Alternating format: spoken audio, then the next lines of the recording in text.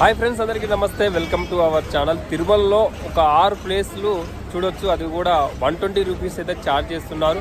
ఒక బస్సు ఎక్కిన తర్వాత మనం ఒక ప్లేస్కి వెళ్ళి అక్కడ దిగి అక్కడ చూసి మళ్ళొక బస్సు అయితే ఎక్కొచ్చు. ఇట్లా ఎన్ని బస్సులన్నీ ఎక్కొచ్చు. ఆ 120లో మనం 6 ప్లేసులు అయితే చూడొచ్చు అన్నమాట. ప్రజెంట్ నేను బాలాజీ బస్ స్టాండ్ దగ్గరలో అయితే ఉన్నాను. నేను ఇక్కడ నుండి అయితే జర్నీ స్టార్ట్ చేయబోతున్నాను. సో మరి ఇక్కడ ప్రాసెస్ ఏంటన్నది కూడా నేనైతే మీకు డీటెయిల్స్గా అయితే చెప్పడం అయితే జరుగుతుంది. ప్రజెంట్ ఇక్కడ నుంచి మనం ఈ పక్కనే ఉన్న బాలాజీ బస్ స్టాండ్ దగ్గరలో అయితే నేనైతే బస్ అయితే ఎక్కుతాను. సో మన తిరుమల బస్ స్టాండ్ నుంచి పక్కన బాలాజీ బస్ స్టాండ్ ఉంటుంది. బాలాజీ బస్ స్టాండ్లో మనం అయితే బస్ ఎక్కుదాం. ఇక్కడ చూసినట్లయితే కంప్లీట్గా 6 పుణ్యక్షేత్రాలకు 120 రూపీస్ అయితే ఛార్జ్ చేస్తున్నారు. సో చూస్తున్నాం కదా, 120 రూపాయలు ఛార్జ్ అయితే చేస్తున్నారు. 6 ప్లేసెస్ ఏమేమి చూపెడతారనేది ఇప్పుడైతే మనం చూద్దాం.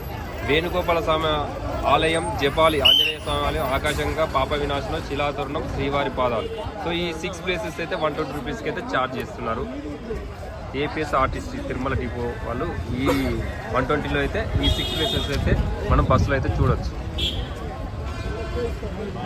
సో వచ్చింది కదా, మనం ఇక్కడ పాప వినాశనం, ఈ బస్సు అయితే పాప వినాశనానికి వెళ్తుందంట. ఈ బస్సు ఎక్కడానికి మన భక్తులు కూడా చాలామంది కూడా వెళ్తున్నారు. కొంతమంది టికెట్ తీసుకున్నారు. ఒకవేళ టికెట్ తీసుకోకపోతే బస్సులో కూడా టికెట్స్ ఇస్తారు. అంతేనా స్వామి? బస్సులో టికెట్స్ ఇస్తారా? Okay, right.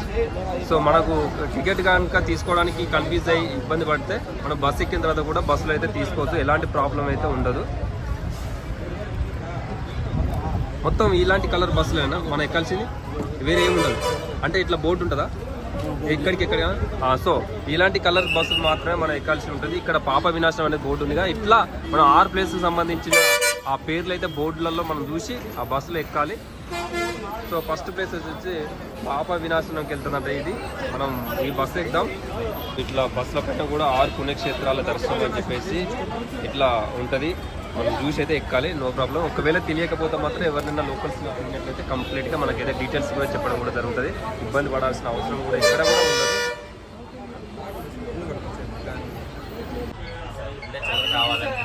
సో ఇప్పుడు మనం బస్సులో టికెట్ అయితే తీసుకుంటాం. కండక్టర్ గారు అయితే ఈచ్ 1 పర్సన్ 120 రూపీస్ అయితే ఛార్జ్ చేసి టికెట్ వేస్తే. సో ఫ్రెండ్స్, ఇప్పుడే మన బాలాజీ బస్ స్టాండ్ నుండి అయితే మన బస్ అయితే స్టార్ట్ అయిపోయింది. ఫస్ట్ స్టాప్ వచ్చేసి పాప వినాశనం. మన డ్రైవర్ అన్న మన పాప వినాశనం తీసుకెళ్తాడు. ఇక్కడ నుంచి పాప వినాశనం వచ్చేసి 10 కిలోమీటర్స్ వస్తుంది. అలాగే ఈ 6 ప్లేస్ రౌండప్ ట్రిప్ వచ్చేసి యావరేజ్గా ఒక 60 కిలోమీటర్స్ అయితే వస్తుంది. మళ్ళీ ఈ 6 ప్లేసెస్ చూసేసి మనం ఎక్కడైతే ఎక్కినామో మళ్ళీ అక్కడైతే దిగొచ్చు. ఎలాంటి ప్రాబ్లం అయితే లేదు. పాప వినాశనం చూసిన తర్వాత మళ్ళీ తర్వాత నెక్స్ట్ స్టాప్ వచ్చి ఆకాశంగా. ఇక మన బస్ అయితే స్టార్ట్ అయిపోయింది. పాప వినాశనం వెళ్ళిన తర్వాత అలాగే మధ్యలో కొన్ని విజువల్స్ కూడా మీకు అయితే చూపెడతాను. బాగుంటుంది, మీరు కూడా చూడండి. తిరుమల తిరుపతికి వచ్చినప్పుడు కంపల్సరీ 120 రూపీస్లో ఈ 6 ప్లేసెస్ ట్రిప్ అయితే మీరైతే కంపల్సరీ అయితే చూడండి. చాలా బాగుంటుంది. ఒక కొత్త ఎక్స్పీరియన్స్ అయితే వస్తుంది. ఈ కంప్లీట్గా కొండపైన ఉన్న 6 ప్రాంతాలని మనం ఈరోజు అయితే చూడబోతున్నాం. మనం ఎదురుగా చూసినైతే పైన టర్బోఫ్యాన్లు అయితే చూసి ఆ పవన విద్యుత్ అంటారు. అక్కడ నుంచి అయితే విద్యుత్తుని అయితే తయారు చేసుకోవచ్చు ఆ పెద్ద పెద్ద టర్బైన్ ఫ్యాన్లతో. సో మన బస్సులో చాలా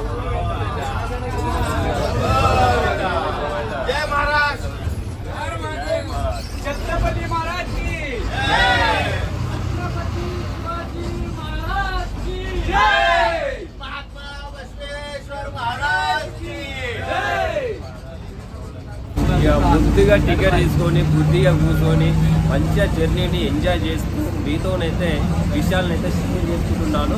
ఇప్పుడు ఒక 2-3 కిలోమీటర్స్ అయితే మన బాలాజీ బస్ స్టాండ్ నుండి అయితే ముందుకైతే వచ్చేసినాం.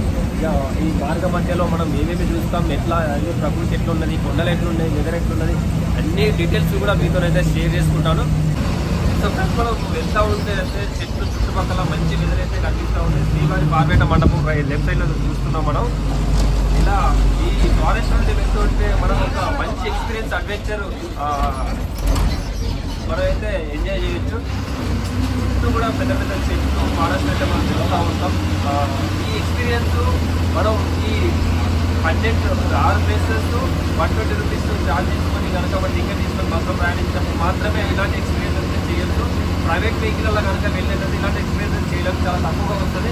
వ్యూ పాయింట్ కూడా బస్ ఎక్కడ ఉంటే మనకు చాలా బాగా అనిపిస్తుంది. మీరైతే ఎప్పుడైనా మీరు ప్రిపేర్ కావాలనుకుంటే మాత్రం బస్కి అయితే ప్రిపేర్ చేసుకోండి.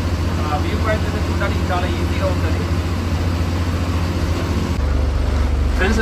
ఫ్రెండ్స్ ఈ మన 6 ప్లేసెస్లో ఫస్ట్ ప్లేస్ వచ్చేసి పాప వినాశనం కూడా రౌండ్ ట్రిప్లో లాస్ట్ విజిట్ని మనం ఫస్ట్ ప్లేస్గా ఎంచుకొని ఫస్ట్ చూసిన తర్వాత రిటర్న్గా వస్తూ మిగిలిన 5 ప్లేసెస్ అయితే చూడాల్సి ఉంటుంది.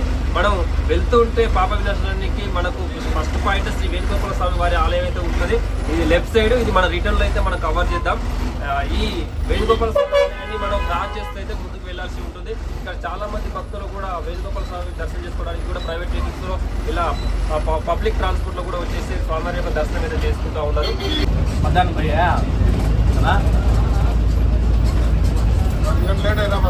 అదే సో శ్రీ జపాలి హనుమాన్ మందిరం లెఫ్ట్ సైడ్ అయితే చూస్తున్నాం మనం. అన్నీ కూడా మనం రిటర్న్లో అయితే కవర్ చేస్తాం.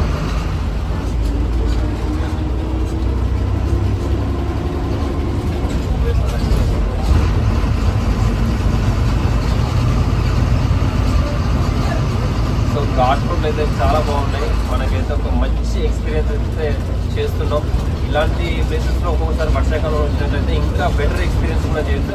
ఒకవేళ రెయిన్ వల్ల మనకి ఇబ్బంది అవ్వచ్చు, కానీ మంచి ఎక్స్పీరియన్స్ అయితే వర్షాకాలంలో కూడా చేయొచ్చు. ఎందుకంటే మనకు ఆ జలధార అనేది ఇలా వెళ్తూ ఉంటే మనం వాటిని చూసినట్లయితే కొత్త ఎక్స్పీరియన్స్ అయితే మనకైతే అనిపిస్తుంది. తీవ్రమైన టర్నింగ్ పాయింట్స్ అయితే ఉన్నాయి. మన డ్రైవర్ అన్న మస్త్ అయితే డ్రైవ్ చేస్తున్నాడు. టర్నింగ్లలో వాళ్ళకి మంచి ఎక్స్పీరియన్స్ అయితే ఉంటుంది. ఎందుకంటే డైలీ వాళ్ళైతే ఈ రూట్లలో వెళ్ళాల్సి ఉంటుంది కాబట్టి మనకు కొత్తగా అనిపిస్తుంది, కానీ వాళ్ళకైతే పాత అయినప్పటికీ మనం భయపడాల్సిన అవసరం లేదు. ఇలాంటి టర్నింగ్ పాయింట్లో స్పీడ్లో కటింగ్ చేసినప్పుడైతే మనం అయితే జాగ్రత్తగా మనం పట్టుకోవాల్సి ఉంటుంది. చేతులు వదిలేసి అయితే ఉండకండి. చిన్నపిల్లలు ఉంటే ఖచ్చితంగా మీరు హ్యాండిల్ ఉంటే హ్యాండిల్ పట్టుకోవాల్సి ఉంటుంది. ఎందుకంటే టర్నింగ్ పాయింట్ కాబట్టి కొంచెం మనం అటు ఇటు కదిలే అవకాశం ఉంటుంది.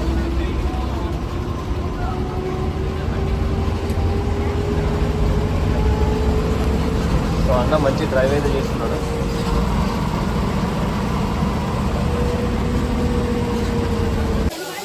మనమైతే పాప వినాశనం నుంచి అయితే వచ్చేస్తాం. ఇక్కడ పైనుంచి వస్తున్న వాటర్ వచ్చేసి ఇక్కడ పక్కనే ఉన్న డ్యాము నుండి అయితే వస్తుంది పైపుల ద్వారా.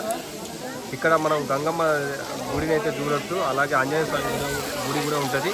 ఈ పాప వినాశనం యొక్క ప్రత్యేకత ఏంటంటే ప్రతి ఆదివారం రోజులలో ఇక్కడ స్నానం ఆచరిస్తే ఆ సకల పాపాలు పోయి అలాగే సుఖశాంతి కలుగుతుందని చెప్పేసి ఇక్కడ పురాణం అయితే చెప్తుంది. మనం పాప వినాశనానికి వెళ్ళి దర్శనం చేసుకొని అక్కడ నుంచి మళ్ళీ ఈ పాప వినాశనం బస్ స్టాప్కి వచ్చి మళ్ళీ ఇక్కడ మనం నెక్స్ట్ డెస్టినేషన్కి అయితే చేరుకుంటాం. ఇక్కడ నుంచి మరి నెక్స్ట్ ఏంటనేది మనం ఏ బస్సు వస్తుందో ఆ బస్సు ఎక్కి అయితే చెప్తాను. ఇప్పుడే మన బస్సు పాప వినాశనం నుండి నెక్స్ట్ స్టాప్ వచ్చేసి ఆకాశగంగకి అయితే బయలుదేరింది. సో మేము వచ్చేటప్పుడు వేరే బస్సు ఎక్కినా, మళ్ళీ ఇక్కడ వేరే బస్సు. ఇప్పుడు ఆకాశగంగ దగ్గర కూడా నేను దిగి మళ్ళీ వేరే బస్సు ఎక్కాల్సి వస్తుంది. ఇలా మేము 6 బస్సులు అయితే చేంజ్ చేయాల్సి వస్తుంది. సో మేము ఆకాశగంగ దగ్గరికి అయితే వెళ్తున్నాం. సో ఫ్రెండ్స్ మనం ఆకాశగంగకి అయితే చేరుకున్నాం. ఇక్కడ దిగేసి బస్సు మనం అయితే రైట్ సైడ్ అయితే వెళ్ళాలి. మనం రైట్ సైడ్ వెళ్ళి అక్కడ ఎట్లుంది ఏంటనేది అయితే మనం అయితే చూద్దాం. సో ఈ విధంగా మన స్టెప్స్ ద్వారా స్లోగా నడుచుకుంటూ కిందికైతే వెళ్ళాల్సి ఉంటుంది. కింద చాలామంది భక్తులు అయితే ఉన్నారు. మనం అక్కడ దాకా వెళ్ళాల్సి ఉంటుంది. ఇలా స్టెప్స్ ద్వారా అయితే వెళ్తూ ఉంటే మనం కింది దాకా వెళ్తాం. అక్కడ వెళ్ళాక లొకేషన్ ఎట్లుంది ఏంటన్నది కూడా మీకైతే చూపెడతాను. ఆకాశగంగకు వచ్చిన తర్వాత శ్రీ ఆంజనేయదేవి మరియు శ్రీ బాలాంజనేయ స్వామి ఆలయాన్ని అయితే మనం దర్శనం అయితే చేసుకోవచ్చు. ఇక్కడనే మనకు ఆకాశగంగ అయితే ఉంటుంది. ఫ్రెండ్స్ ఈ ఆకాశగంగ యొక్క చరిత్ర అయితే ఇప్పుడు మనం అయితే తెలుసుకుందాం. అక్కడ నేను నోటీస్ బోర్డులో ఉన్న ఒక మ్యాటర్ని అయితే మీకైతే చదువుతాను. ఈ ఆకాశగంగకు సంబంధించిన హిస్టరీ మొత్తం కూడా ఇప్పుడైతే మనం తెలుసుకుందాం. శ్రీ పెరియార్ తిరుమల నంది అనే వైష్ణవ భక్తాగ్రేసరుడు శ్రీ వెంకటేశ్వర స్వామికి పాప వినాశనం నుండి స్వామి వారి పూజకు అభిషేకములకు తీర్థము తీసుకొని వచ్చేవారు. వారు తన వృద్ధాప్యంలో కూడా స్వామివారికి పాప వినాశనం నుండి స్వామివారు ఆయనపై జాలిపై ఒక వేట బాలకుడి రూపంలో సమయంలో లేచి తాత దహముగా ఉన్నది త్రాగుటకు నీరుగామని అడగగా ఆచార్యులు వత్స ఈ నీరు స్వామివారి పూజకు గాను తీసుకొని పోతున్నాను, నీకు ఇచ్చుటకు కాదు అని చెప్పి తన మార్గంలో పోతుండగా ఆ బాలుడు తన బాణంతో ఆయన తలపై ఉన్న కుండకు రంధ్రం చేసి ఆ నీటిని త్రాగి తన దప్పిక తీర్చుకోలేదు. అందువలన ఆచార్యులు బాధపడి తిరిగి పాప వినాశనంలో చూసి ఆ బాలుడు శ్రీ వెంకటేశ్వర స్వామి తాత ఎందుకు కష్టపడతాము, ఇక్కడే నీకు ఆ జీతం ఇప్పించడం అని చెప్పి అంజనాద్రి కొండను చూసి తన బాణంతో కొట్టగా ఆకాశకంగా కొండను ఛేదించుకొని కిందికి ప్రవహించసాగింది. శ్రీ వెంకటేశ్వర స్వామి వారు ఆచార్య తిరుమల నంబికి ప్రత్యక్షమై ఇక మీదట ఈ ఆకాశగంగా తీర్థమునే నా పూజ పునస్కారాలకు ఉపయోగించవలెనని చెప్పి అంతరార్థనమయ్యాను. ఆ రోజు నుండి ఆచార్య తిరుమల నంబి స్వామివారి ఆరాధనకు అభిషేకములకు ఆకాశగంగా తీర్థం తెచ్చి ఆనందించేది. ఇప్పటికీ ఆ ఆచార్య తిరుమల నంబి వంశులు ఈ తీర్థ కైకర్యములు ప్రతి దినము చేయుచున్నారు. సో ఫ్రెండ్స్, ఇదండి ఈ ఆకాశగంగా యొక్క చరిత్ర. ఇంకా ఇప్పుడు మనం చూసేది శ్రీ జపాలి హనుమాన్ మందిరం. ఈ ఆర్చ్ నుంచి లోపలికైతే వెళ్ళాలి. మనం లోపలికైతే వెళ్తాం, క్రాస్ చేయాలి, ఎందుకంటే వెహికల్స్ వెళ్తూ ఉన్నాయి చూస్తున్నాం కదా. కొంచెం చూస్తూ అయితే వెళ్ళాలి, క్రాసింగ్ లేకపోతే ఇబ్బంది అవుతుంది. చాలా స్పీడ్గా అయితే వస్తున్నాయి వెహికల్స్. ఫ్రెండ్స్, మనం అక్కడి నుంచి మన బస్సు దిగినాం కదా, అక్కడి నుంచి నడుచుకుంటూ వచ్చినట్లయితే లోపల ఇంకొక ఆర్చ్ ఉంటుంది. ఇక్కడ నుంచి స్టెప్స్ ద్వారా పైకి అయితే వెళ్ళాల్సి ఉంటుంది. స్టెప్స్ ఎక్కుతూ మనం ఆంజనేయ స్వామి టెంపుల్ దగ్గరికి అయితే చేరుకుంటాం. ఇలా కొద్దిసేపు నడిచిన తర్వాత మనం అయితే రీచ్ అవుతాం. జపాలి హనుమాన్ మందిరంకి వెళ్తుంటే మనకు అట్మాస్ఫియర్ అనేది చాలా బాగుంటుంది. బ్యూటిఫుల్ లొకేషన్, అంతా కూడా పెద్ద పెద్ద చెట్లు ఉంటాయి చుట్టుపక్కల. మనం వాటిని చూస్తూ అయితే మెట్లు ఎక్కుతూ వెళ్ళొచ్చు. చాలా మంచి ఎక్స్పీరియన్స్ అయితే చేయొచ్చు. మీరు తిరుమల కొత్త మాత్రం ఈ ప్లేస్ని అయితే అస్సలు మిస్ అవ్వకండి, తప్పకుండా విజిట్ అయితే చేయండి. సో ఫ్రెండ్స్, మెయిన్ రోడ్ నుంచి మరి జపాలి హనుమాన్ మందిరం వచ్చేసి 1 నుంచి 2 కిలోమీటర్స్ డిస్టెన్స్ అయితే ఉంటుంది. సో మన హనుమాన్ మందిర్ అయితే ఇట్లా అయితే ఉన్నది. హనుమాన్ మందిర్కి ఎదురుగానే మన కోనేరు కూడా చూడొచ్చు. కోనేరు కూడా ఈ విధంగా అయితే ఉంది.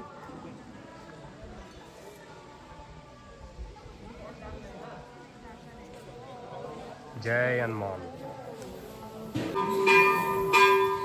సో మరి ఇక్కడ ఆంజనేయ స్వామి గుడిలో వచ్చిన ఉండిలో వచ్చిన డబ్బులన్నీ కూడా వాళ్ళైతే లెక్క పెట్టడం జరుగుతూ ఉంది.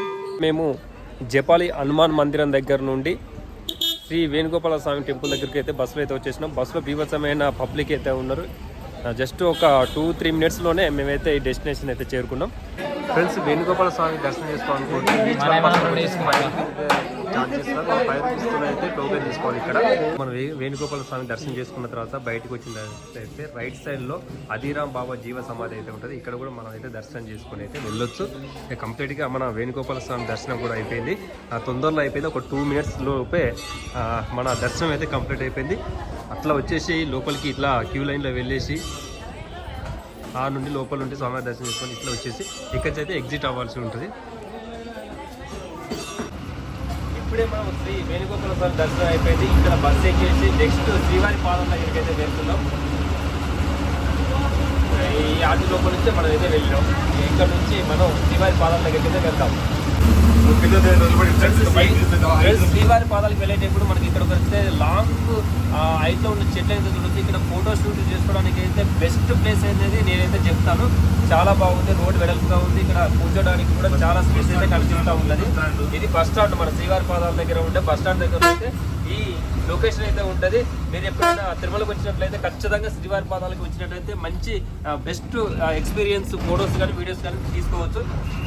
ఇక ఇక్కడ మన అన్న అయితే మంచిగా తీసుకొచ్చిన శ్రీవారి పాదాల దాకా. థ్యాంక్ యూ అన్న, welcome. Thank you friends. Tirumala నుండి శ్రీవారి పాదాలు డెస్టినేషన్ వచ్చేసి 10 కిలోమీటర్స్ అయితే ఉంటుంది. ఇక మనం ఇక్కడ శ్రీవారి పాదాలు చూసుకొని ఇక్కడ నుంచి శిలాతోరణం దగ్గరికి అయితే వెళ్తాం.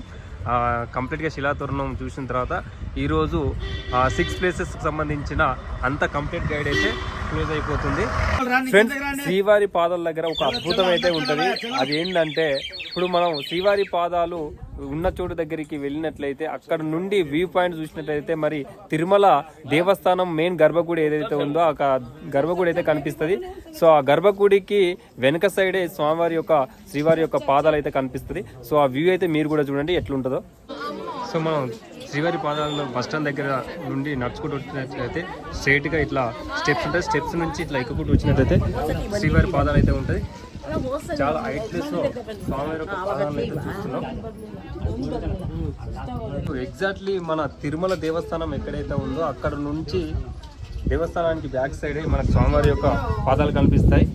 సో ఇక్కడ నుంచి చూసినట్టయితే మరి ఆ దేవస్థానం కూడా కనిపిస్తుంది. అంత హైట్ ప్లేస్లో అయితే ఈ స్వామివారి యొక్క పాదాలు అయితే ఉంటాయి.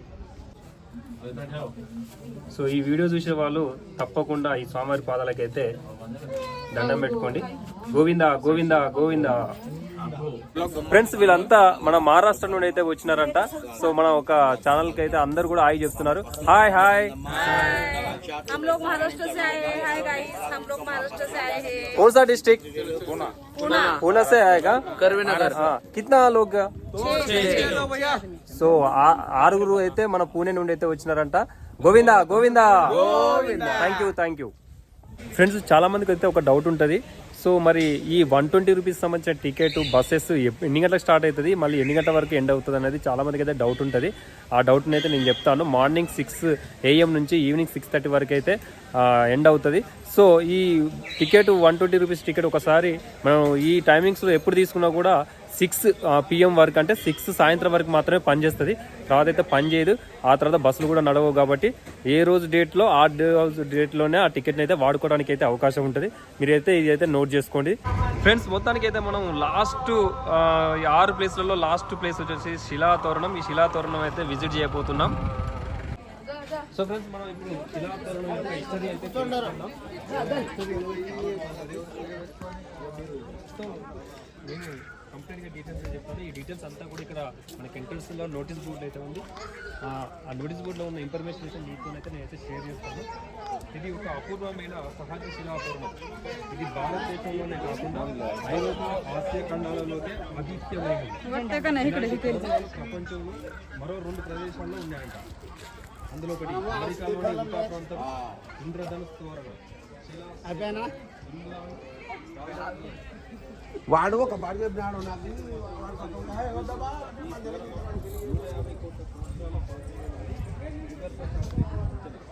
ప్రకృతి వైపరీత్యాలకు శిథిలావస్థ, విపరీతమైన వాతావరణం, శిథిలావస్థ, జల ప్రవాహాలు అని చెప్పవచ్చు. 25 అడుగుల పొడవు, 10 అడుగుల ఎత్తునకు ఇది సహజ భౌగోళిక అంశమే. అయితే ఈ తోరణం ద్వారా శ్రీ వెంకటేశ్వర స్వామి స్వయంభుగా అవతరించి ఇక్కడికి 1 కిలోమీటర్ దూరంలో ప్రస్తుతం స్వామి వారి ఆలయం ఉన్న ప్రదేశంలో ఆయన నివాసం ఏర్పరచుకున్నారని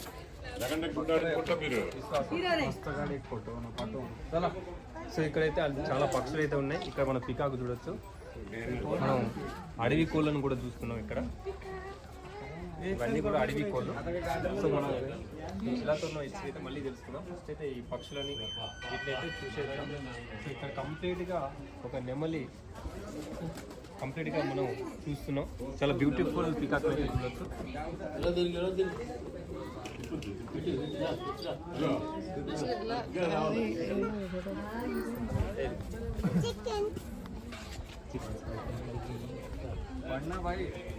వచ్చిందా? కంప్లీట్గా పక్షులను చూస్తున్నాం. అట్లనే మొత్తం మిగతా హిస్టరీ కూడా తెలుసుకున్నాం. అలాగే 1 కిలోమీటర్ దూరంలో ప్రస్తుతం స్వామివారి ఆలయం ఉన్న ప్రదేశంలో ఆయన నివాసం ఏర్పరుచుకున్నారని భక్తుల విశ్వాసం. ఈ అద్భుత సంఘటనకు సో చక్రతీర్థానికి దారి. సో ఇలా మనం మధ్యలో కొంచెం ఇన్ఫర్మేషన్ ఇస్తూ మనం మిగిలిన ప్లేసెస్ కూడా చూద్దాం. సో చక్రతీర్థానికి అయితే ఈ విధంగా అయితే వెళ్ళాల్సి ఉంటుంది. వెళ్తుంటే సైడ్లకి అయితే కొన్ని షాప్స్ కూడా ఉంటాయి. సో శిలాతోరణం లొకేషన్ చాలా బాగుంది కదా.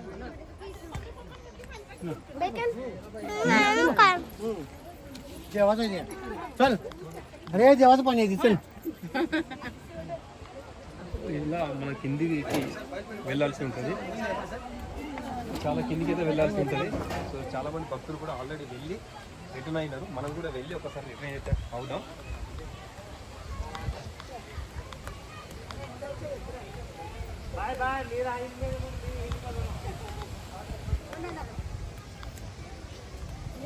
అని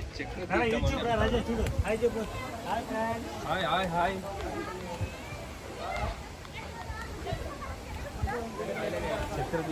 చక్ర తీర్థం అంటే మనకు వాటర్ ఫ్లో అనేది మేడం చాలా ఎత్తైన ప్రాంతాల నుండి ఆ జలధార అయితే వస్తుంది.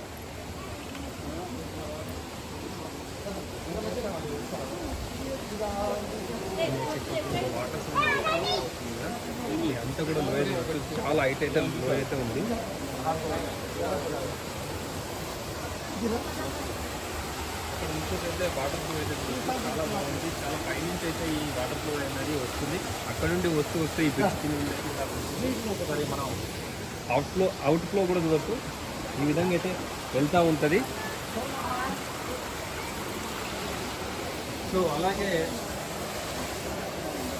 అలాగే ఇక్కడ మొత్తం కూడా చూసినట్టయితే కంప్లీట్గా ఇప్పుడు మనం శిలాతోరణం గురించి మనం కొంచెం అయితే తెలుసుకుందాం. ఇక ఈ తోరణం నిదర్శనంగా నిలిచి ఉన్నది. ఈ తోరణం ఉన్న కొండపై ఎపార్సియన్ అసహజ అనే భౌగోళిక విశేషం కనిపిస్తున్నది. మన దేశంలోని అపూర్వమైన భౌగోళిక అసహజతల్లో ఇది ఒకటి. ఈ శిలాతోరణంలోని శిలలు 250 కోట్ల సంవత్సరాల పురాతనమైనవని భౌగోళిక శాస్త్రవేత్తల అంచనా. సో ఫ్రెండ్స్ చూశారు కదా, మొత్తానికి ఈ శిలాతోరణం యొక్క హిస్టరీ మీకైతే చెప్పడం జరిగింది. అలాగే చక్ర తీర్థం ఎట్లుంది అనేది కూడా మనమైతే చూసినాం. ఇక కంప్లీట్గా ఈ 6 ప్లేసులను ఈ రోజు మీకైతే చూపెట్టడం జరిగింది. ఎలా వెళ్ళాలి ఏంటి కంప్లీట్గా బస్ టికెట్తో పాటు ఆ టైమింగ్స్ అన్నీ కూడా మీతోనైతే షేర్ చేసుకోవడం అయితే జరిగింది. ఈ బ్లాగ్ ఇక్కడితోనైతే ఎండ్ చేస్తున్నారు. మరొక బ్లాగ్లో మళ్ళీ కలుద్దాం. అందరికీ నమస్తే, గోవిందా. ఫ్రెండ్స్ ఇక్కడ శిలాతోరణం వచ్చిన తర్వాత చాలా మంది భక్తులు కూడా ఇక్కడ సెల్ఫీ ఫొటోస్ సెల్ఫీ వీడియోస్ అయితే తీసుకుంటారు. ఇక్కడ మంచి ఫోటో వేస్తే వస్తుంది. ఫోటో వ్యూ పాయింట్ అయితే ఇక్కడ మనం లోపలికి రాగానే ఎంట్రన్స్ లెఫ్ట్ సైడ్లో అయితే ఇక్కడ శిలాతోరణం లాగా అయితే కనిపిస్తుంది. కంప్లీట్గా బ్యాక్డ్రాప్లో మంచి అవుట్లుక్ వ్యూ పాయింట్ అయితే కనిపిస్తుంది. ఇక్కడ చాలా మంది కూడా మనకు సెల్ఫీలు అయితే దిగుతున్నారు. సో ఇక్కడ మేడం వాళ్ళు ఎక్కడి నుండి వచ్చినా తెలియదు. బట్ నేనైతే వాళ్ళకు ఒక గ్రూప్ ఫోటో తీయడానికి అయితే ఇక్కడ ఒక గ్రూప్ ఫోటో అయితే తీస్తున్నా. మరి వెంకటేశ్వర స్వామి ఈ ఎన్ని అవతారాలు ఎత్తింది ఏందనేది కంప్లీట్గా మనం శిలాతోరణంకి ఎంట్రీ అయిన తర్వాత రైట్ సైడ్లో ఒక పార్కులో అయితే ఈ విధంగా అయితే ఉంటుంది. సో నేనైతే ఒక్కొక్కటిగా తొందరగా అయితే చెప్తాను. ఫస్ట్ వచ్చేసి శ్రీ మత్స్య అవతారం, రెండోది శ్రీ కూర్మ అవతారం, శ్రీ వరాహ అవతారం, శ్రీ నరసింహ అవతారం, శ్రీ వామన అవతారం, శ్రీ పరశురామ అవతారం, శ్రీ రామ అవతారం, శ్రీ బలరామ అవతారం, శ్రీకృష్ణ అవతారం, లాస్ట్ అవతారం వచ్చేసి ప్రజెంట్ శ్రీ కల్కి అవతారం.